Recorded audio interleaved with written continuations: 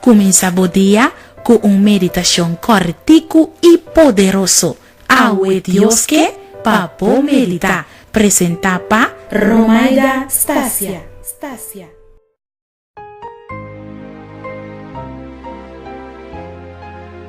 Bom dia e feliz manhã na turma amiga e amigo não.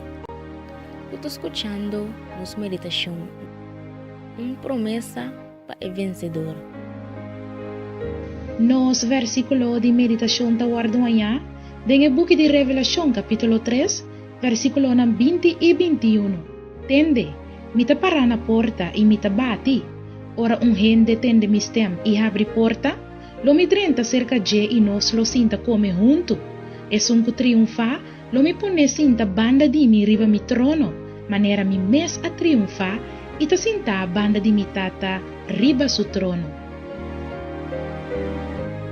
Hope de nós querer o salvação tá incondicional.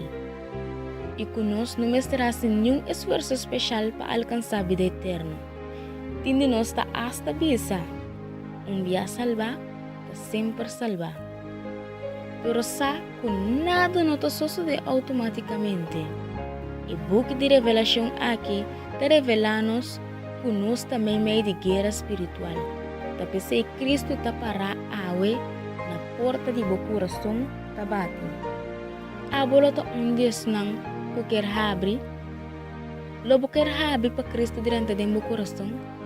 Eta primitivo. Kusibo habri lo eta huntu kubo lo sena kubo. Eta primitivo esse. E lo botão vensedor. Sobre lobo sinta huntu kuné riba su trono. Manera a sinta huntu ku su tata riba su trono. Pensei me que boas challenge awe. Decidi que anya aqui bota vai abrir o coração completamente para Cristo Jesus drenta. Laga drenta e toma controle. E me tem seguro que o botão vencedor. Te desejo tuxi dia.